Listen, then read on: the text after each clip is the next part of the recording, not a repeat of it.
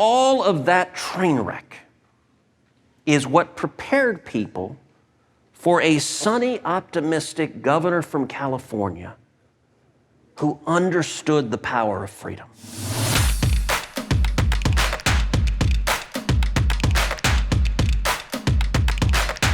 Every conservative of every generation in this room has known about the threats from big government. But there are other threats to our freedom from other big sorts of entities. Big tech, which would be PolitiFact. Big corporations, which are signing up with all of these radical left-wing groups and advancing them. Big is big bureaucracy. Yep. All of these sorts of things. Looking forward, I mean, the conservative movement has come so far. Just think about YAF. Think about the growth of the Young Americas Foundation. I mean, it's just unbelievable. Think about all the people in this room, all the campuses that YAF is on, the growth of so many conservative organizations. But now moving forward, it seems like the challenges are different. We're going to have to start changing maybe some of our language, looking at these other threats. Where do we go from here? I know so many people, we're all pretty happy to be together tonight, but we're a little bit down after the election, after the inauguration. Where do we go from here? We go towards truth and light and freedom. Look, the great thing about eternal truths, they're always true. Our ideas work. Freedom works. Free markets work.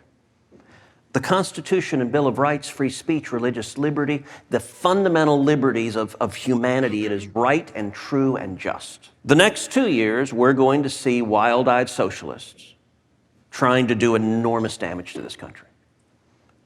Their policies aren't going to work. They don't work. This reminds me an awful lot of the late 70s. You know, Scott Walker and I are both almost exactly the same age. We were both kids in the late 70s. When Ronald Reagan was elected, I was 10. When Reagan left the White House, I was 18. It took Jimmy Carter to give us Reagan. It took the absolute catastrophe, the disaster of the Carter years. It took Jimmy Carter giving away the Panama Canal. Yeah. It's funny, you know, that's an issue that people don't even really think about anymore. But I mean, so much was happening during those years to set up the conservative movement. It took stagflation, enormous economic harm, misery, gas lines.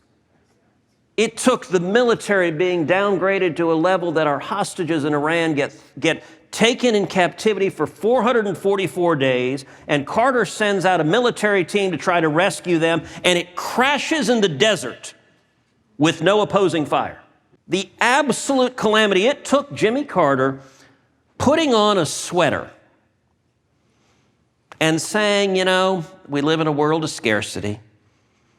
We don't have the money to heat your homes anymore, so just put on a sweater and just accept malaise. Malaise, the new normal, you might say.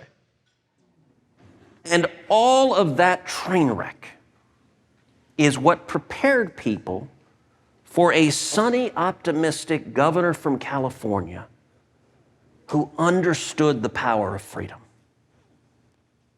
We're in a moment just like that. We're in a moment where we will go through some darkness, but the answer to darkness is always light.